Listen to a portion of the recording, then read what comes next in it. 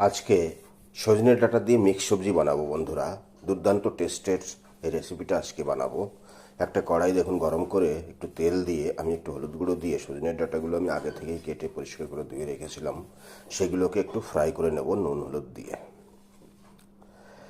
এইভাবে নাড়িয়ে চেড়ে 2-3 মিনিট আমি একটু ফ্রাই করে নিলাম। ওটাকে তুলে নিয়ে দেখুন প্রথমেই আলু আর কুমড়ো আমি কেটে রেখেছি। দুটো আলু আর হাফ কিলো মতন কুমড়ো আমি কেটে সেটাকে এই তেলের উপরে আবার একটু ফ্রাই করব নুন হলুদ দিয়ে। বন্ধুরা, আজকে নিরামিষ তরকারিটা বানাবো দুর্দান্ত স্বাদের।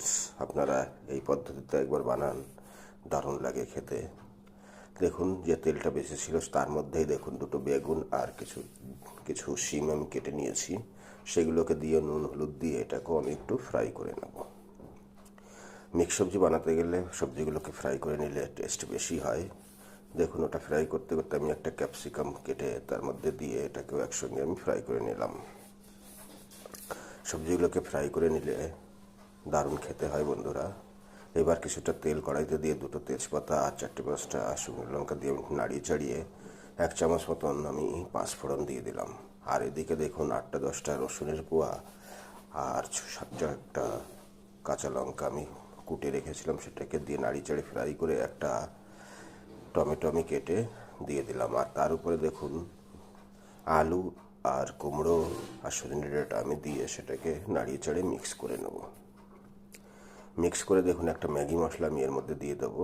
ম্যাগি মশলাটা বন্ধুরা আপনারা অবশ্যই ইউজ করবেন, ম্যাগি মশলা দিলে সবজির স্বাদ পাল্টে যায়। ম্যাগি মশলাটা দিয়ে একটু নাড়িয়ে চাড়িয়ে 2-3 মিনিট দেখে তারপরে আমি বেগুন আর শিমটা যে ভেজে রেখেছিলাম সেটাকে দিয়ে আমি ভালো করে উলটপালট করে নাড়িয়ে নিয়ে পরিমাণ মতন 1 লোটা আমি জল দিয়ে দিলাম। জল বেশি দেবো না, যেহেতু মিক্স সবজি বানাবো শুকনো করে, তো আমি 1 লোটাই জল ইউজ করলাম। এবার ওটাকে দিয়ে 1 চামচ মতন আমি হলুদ গুঁড়ো দিয়ে দিলাম। বন্ধুরা, আমি উপর থেকে নুন দিলাম না, তার কারণ ভাজার সময় প্রত্যেকটা সবজিতে আমি নুন দিয়ে ভেজেছি এবং ম্যাগি মশলায় নুন থাকে। আমি লাস্টে নামানোর আগে চেক করে দেখব, নুনটা কম থাকলে আমি একটু দিয়ে দেবো। সেজন্য নুনটা আপনারা হিসাব মতনই দেবেন।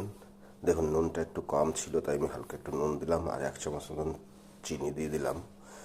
আর 1/4 চামচ আমি গরম মশলা দিয়ে ভালো করে নাড়িয়ে চাড়িয়ে 5 মিনিট আমি এটাকে ভালো করে জ্বালিয়ে সবজিটাকে নামিয়ে নেব।